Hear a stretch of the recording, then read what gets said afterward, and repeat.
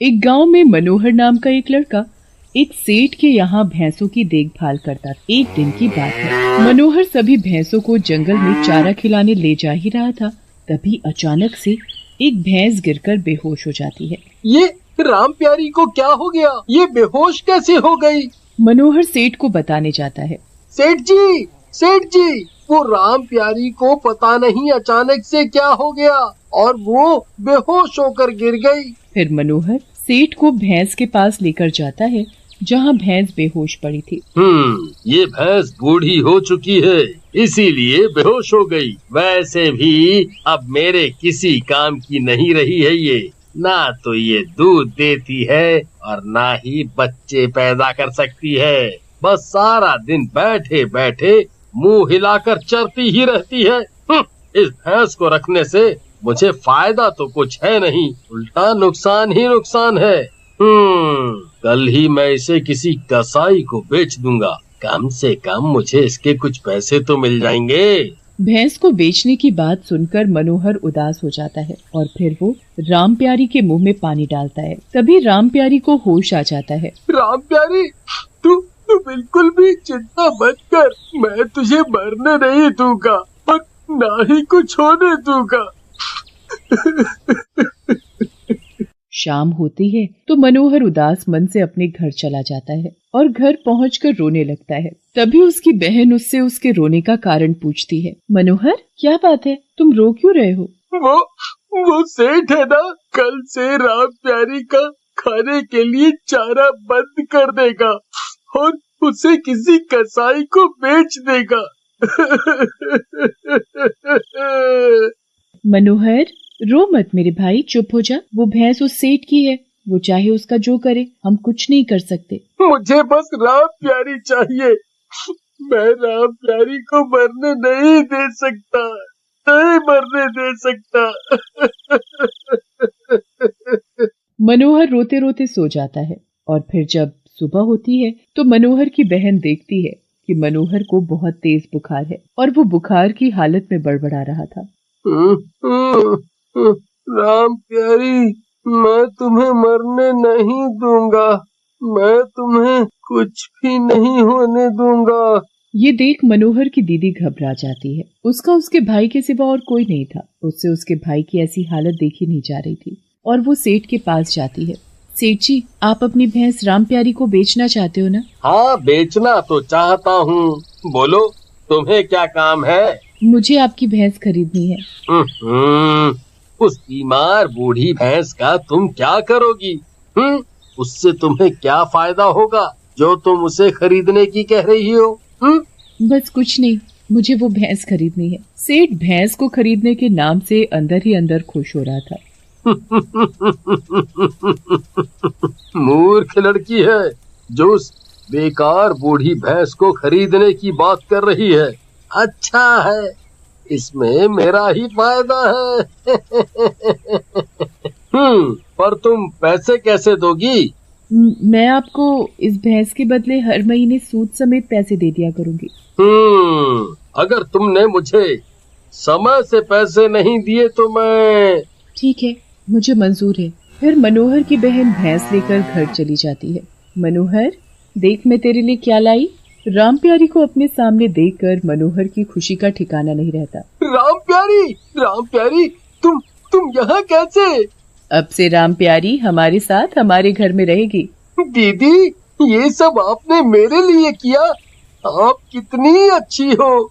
मैं अपने भाई की खुशी के लिए कुछ भी कर सकती हूँ। मनोहर राम प्यारी को पाकर धीरे धीरे ठीक होने लगता है और राम प्यारी भी अब पहले से ठीक हो रही थी।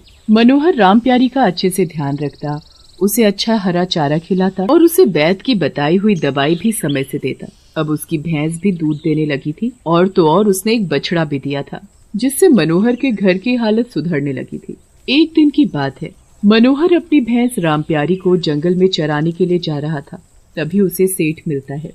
और मनोहर, कैसे हो? और तुम्हारी भैंस कैसी है? सेठ जी, मैं एकदम बढ़िया हूँ और मेरी भैंस राम प्यारी भी एकदम सही है।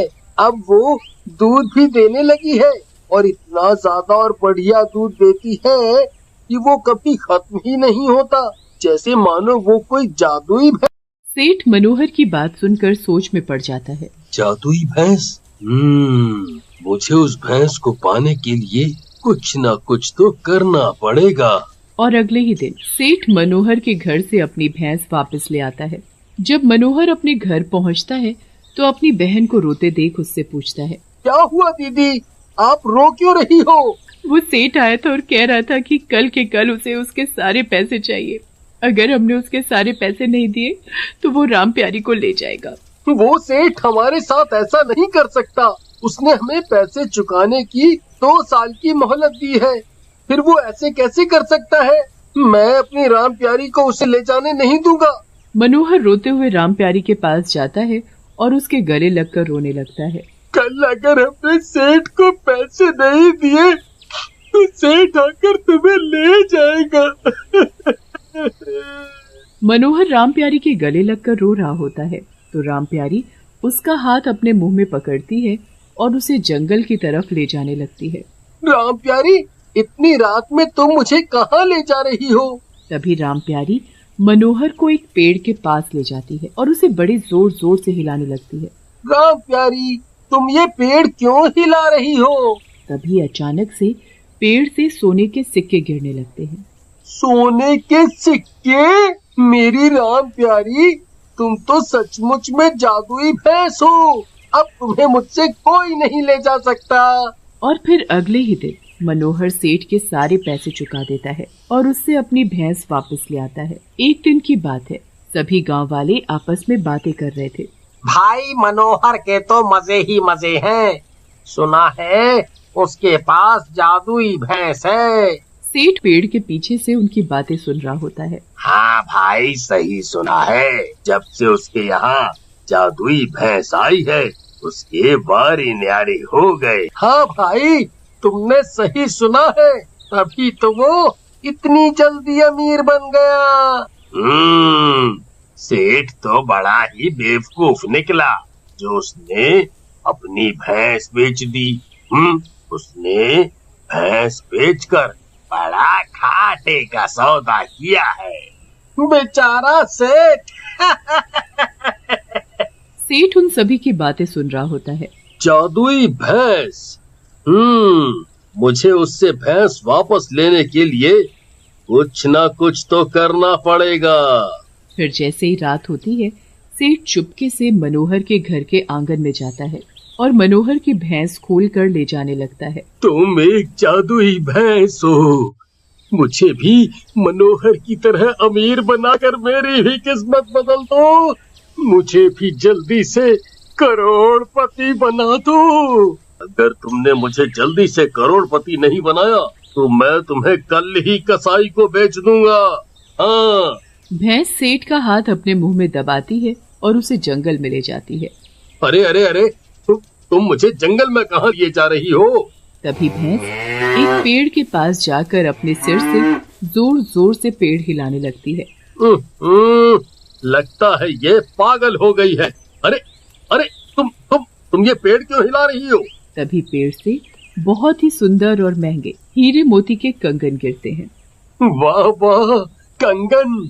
वाकई में तुम जादुई भैंस हो। अब मैं जल्दी से करोड़पति बन जाऊंगा और दुनिया का सबसे अमीर आदमी कहलाऊंगा। तभी वहाँ से गांव के जमींदार के आदमी जा रहे होते हैं और वो सेठ के हाथ में कंगन देखकर रुक जाते हैं। कंगन? अच्छा, तो ये कंगन इसके पास है। इसने ही जमींदार की पत्नी के कंगन चुराए हैं। नहीं नहीं, तुम लोग ये कैसी बातें कर रहे हो? ये कंगन तो मुझे इस जादुई भैंस ने दिए हैं। बताओ बताओ इन्हें कि तुम हो ना जादुई भैंस, हैं? बताओ इन्हें। लगता है ये सेठ कीमती कंगन देखकर पागल हो गया है। जब जेल में चक्की पीसेगा तो अपने आप इसका दिमाग ठीक हो जाएगा। पर जमींदार के आदमी उसकी बात नहीं सुनते और फिर उसे पकड़कर जमींदार के पास ले जाते हैं और जमींदार उसे पुलिस के हवाले कर देता है। अब तुम हमेशा मेरे साथ मेरे पास रहोगी। मिर्जापुर नाम के एक शहर में एक परिवार रहता था। उस परिवार में एक बूढ़ी औरत, उसका बड़ा बेटा रमेश, बड़ी बहू रमा, छोटा बेटा महेश, छोटी बहू संगीता रहते थे। रमेश और रमा की एक 16 साल की बेटी थी जिसका नाम आशी था, और महेश और संगीता का एक 10 साल का बेटा था जिसका नाम डुग्गू था। उस घर में बस बड़ी बहू रमा की ही चलती थी।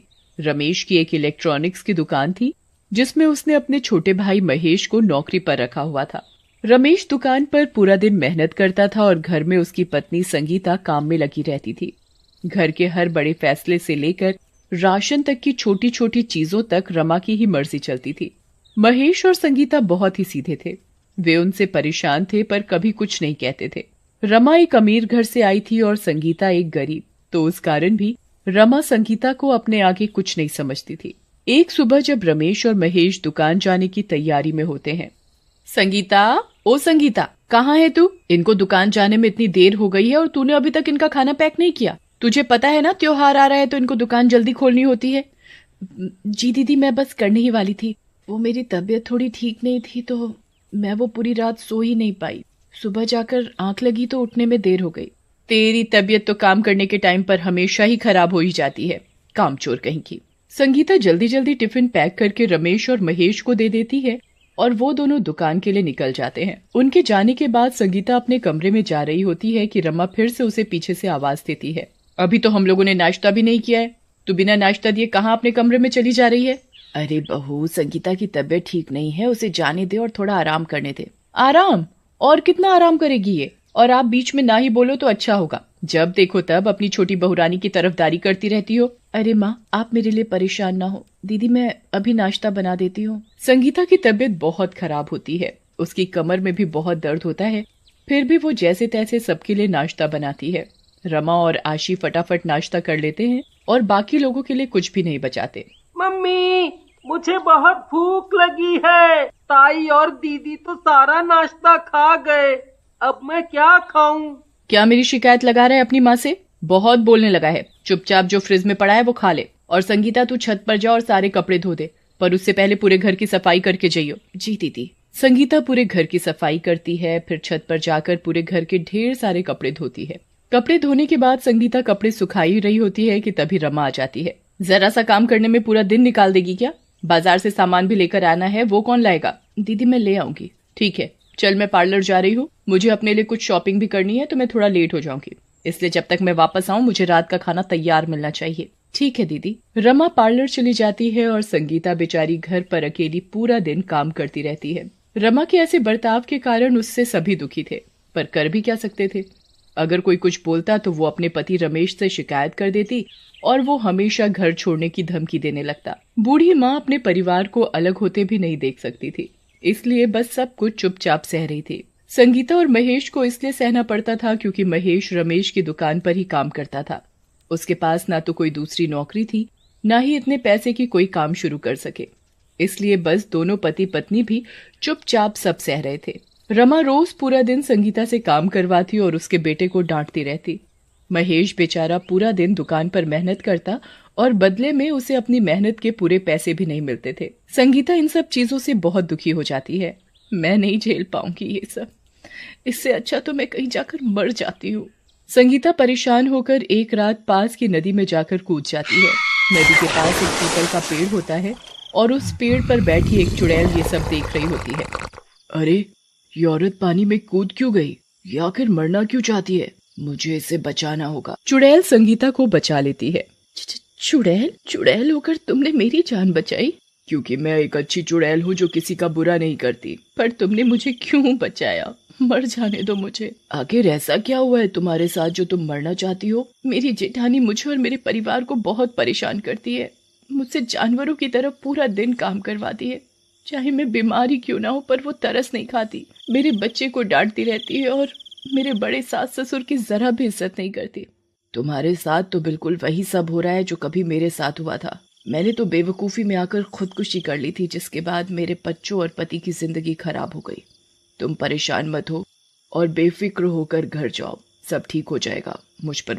संगीता अपने परिवार के बारे में सोचकर घर वापस चली जाती है और घर जाकर सो जाती है।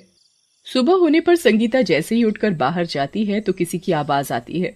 आवाज सुनकर रमा भी बाहर आ जाती है। कोई है क्या घर में? जल्दी बाहर आओ और सस्ते में काम वाली पाओ। जल्दी आओ, जल्दी आओ। आ जाओ बहन जी, इतनी महंगाई में ऐसी काम वाली आपको कहीं नहीं मिलेगी। हमें कोई काम वाली की जरूरत नहीं है, चलो कहीं और जाओ।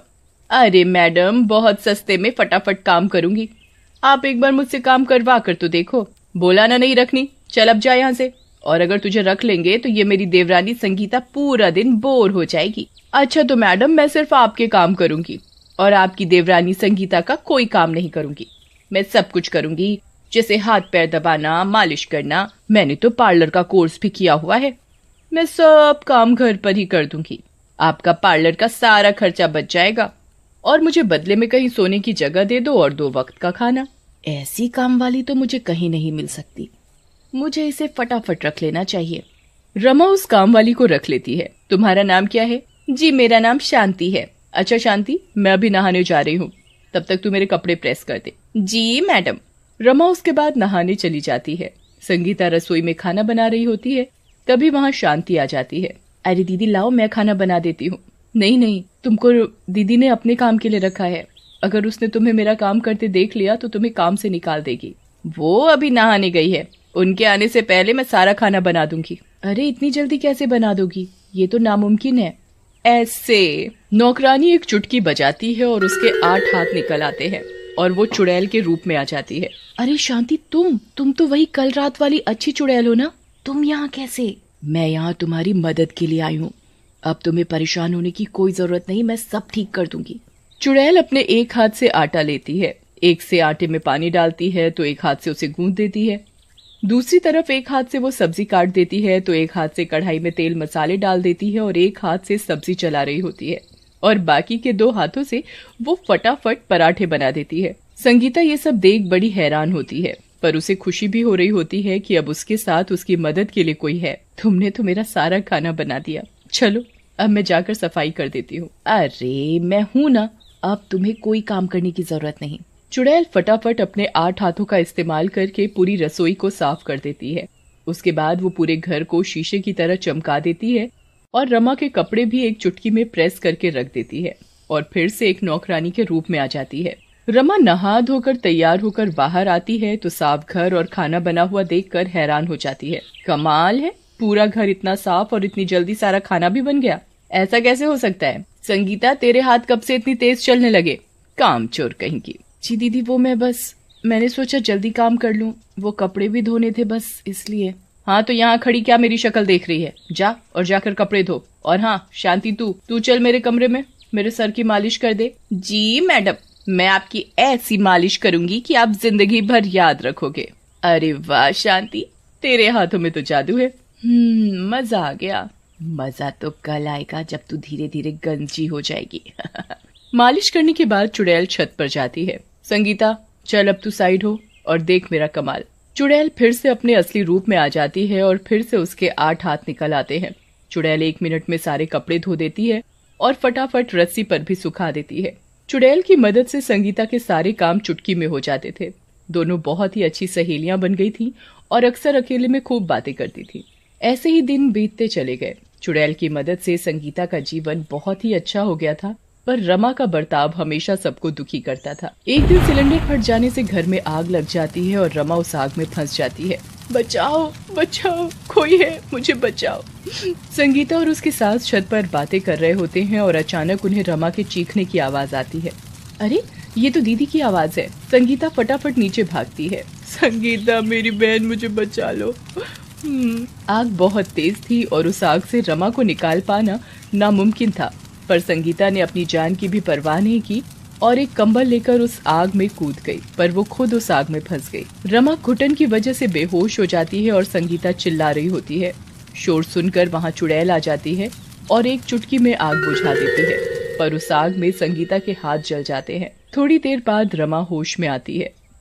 संगीता, मैंने हमेशा तेरे साथ इतना बुरा किया, फिर भी तूने मेरी जान बचाई। तेरे तो हाथ भी जल गए, आज तूने अपनी जान की भी परवाह नहीं की। मुझे माफ कर दे संगीता, अब से मैं तुझे अपनी छोटी बहन की तरह रखूंगी। उस दिन के बाद रमा बिल्कुल बदल गई।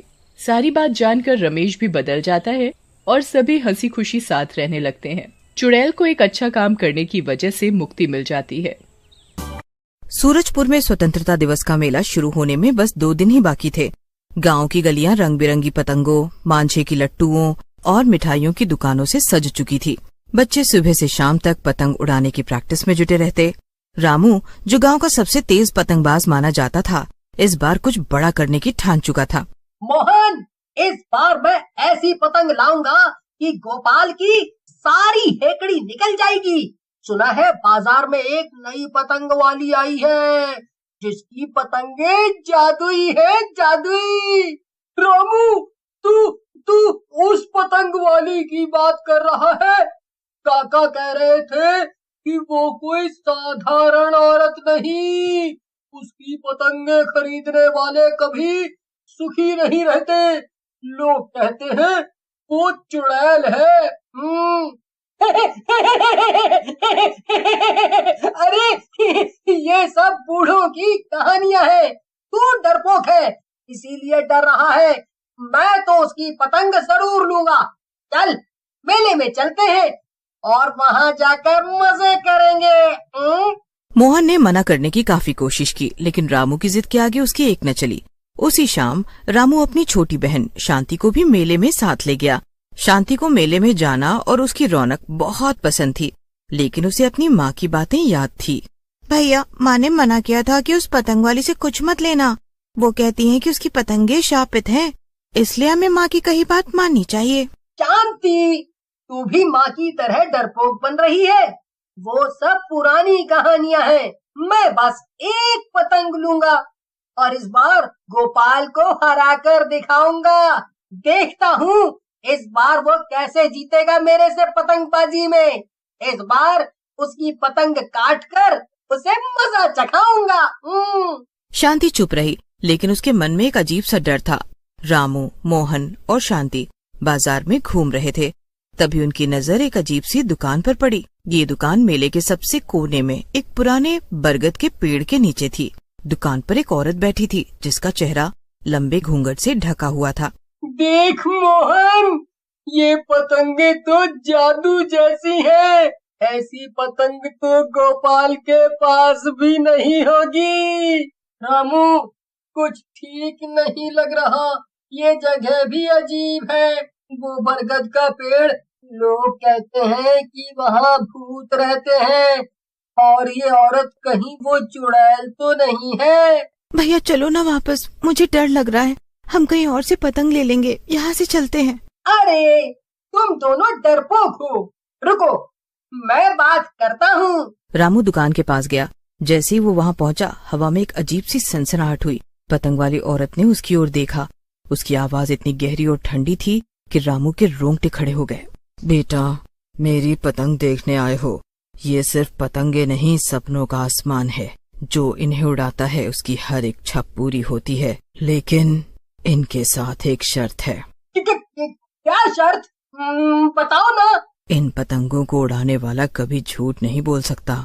अगर उसने झूठ बोला तो ये पतंग उसका पीछा नहीं छोड़ेगी।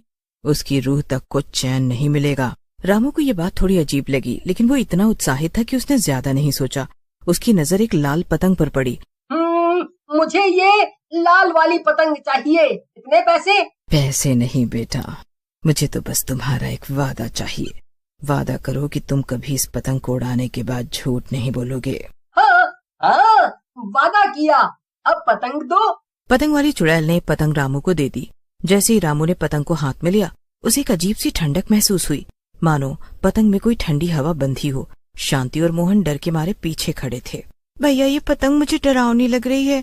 इस पर ये निशान भी है। ये कोई तंत्र मंत्र का चिन्ह लगता है। रामू, तूने जल्दबाजी कर दी। चल इसे वापस कर दे। तुम दोनों पागल हो गए हो क्या? ये बस एक पतंग है।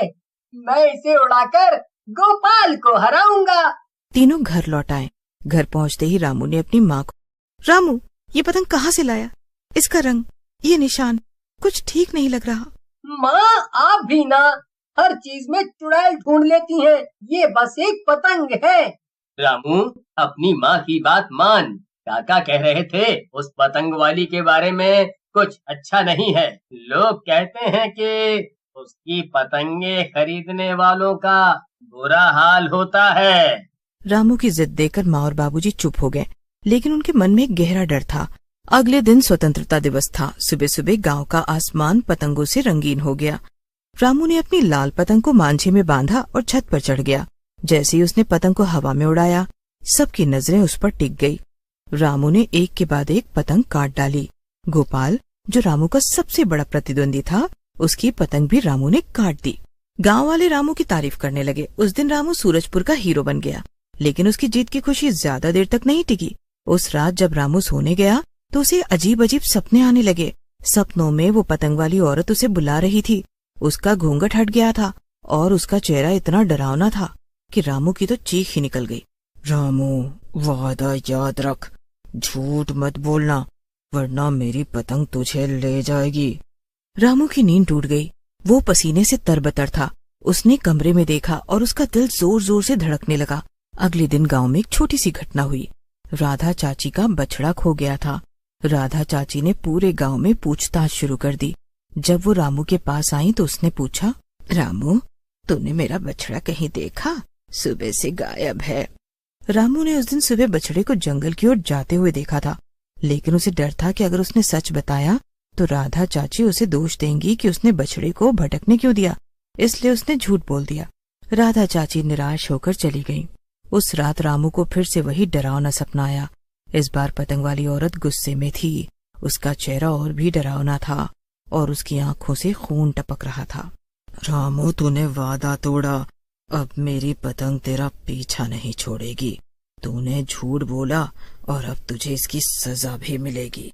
रामू की नींद टूट गई। उसने देखा कि उसकी लाल पतंग अब हवा में तैर रही थी, बिना किसी मांझे के। रामू चीख पड़ा। उसकी आवाज सुनकर शांति और माँ दौड़ कर आए। भैया, ये क्या हो रहा है? ये पतंग कैसे उड़ रही है? रामू, मैंने तुझे मना किया था ना, ये उस चुड़ैल की पतंग है। रामू ने डरते हुए सारी बात अपनी माँ को बताई। पतंग वाली औरत, उसका वादा और उसका झूठ।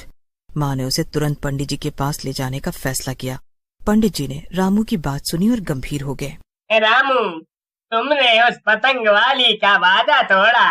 वो कोई साधारण औरत नहीं है। काका कहते थे कि वो सैकड़ों साल पुरानी आत्मा है जो उन लोगों को सजा देती है जो अपने वादे तोड़ते हैं। उसकी पतंगे जादुई हैं और अगर तूने फिर से झूठ बोला तो ये पतंग तुझे और तेरे परिवार को नुकसान पहुंचा सकती है। पंडित जी, अब मैं क्या करूं? मैं तो बस एक पतंग उड़ाना चाहता था। सच बोल रामू, सच। राधा को सच बता कि तूने बछड़ा कहाँ देखा। रामू ने पंडित जी की बात मान ली। उसने राधा चाची को सच बताया कि उसने बछड़े को जंगल की ओर जाते देखा था। राधा चाची ने कुछ गुस्सा दिखाया, लेकिन फिर जंगल में जाकर अपना बछड़ा ढूंढ लिया। लेकिन पतंग को वापस करने के लिए रामू को उस औरत को ढूंढना था। वो मोहन और शांति को लेकर फिर से मेले में गया, लेकिन इस बार वो दुकान गायब थी। बरगद के पेड़ के नीचे सिर्फ खाली जगह थी। रामू ने पतंग को जलाने का फैसला किया। उसने पतंग को एक खेत में ले जाकर पवित्र अग्नि में जलाया। जैसे ही पतंग जली, एक तेज हवा चली और आसमान में एक काली छाया दिखाई दी। उस छाया में पतंग वाली औरत की डरावनी हंसी गूंजी। तूने सच बोलकर अपनी गलती सुधार ली, लेकिन मेरी पतंग को जलाकर तूने मुझे आजाद कर दिया। अब मैं हर स्वतंत्रता दिवस को वापस आऊंगी। रामू, शांति और मोहन डर के मारे कांप रहे थे। वो भागकर घर लौटे और सारी बात अपनी माँ और बाबूजी को बताई। गांव में ये कहानी फैल गई और लोग पतंग वाली चुड़ैल से डरने लगे। रामू ने उस दिन के बाद कभी झूठ नहीं बोला। हर साल स्वतंत्रता दिवस पर सूरजपुर का मेला लगता है और लोग पतंगे उड़ाते हैं, लेकिन अब कोई भी उस बरगद के पेड़ के पास पतंग खरीदने नहीं जाता, और जो जाता है वो अपने वादे को कभी नहीं तोड़ता।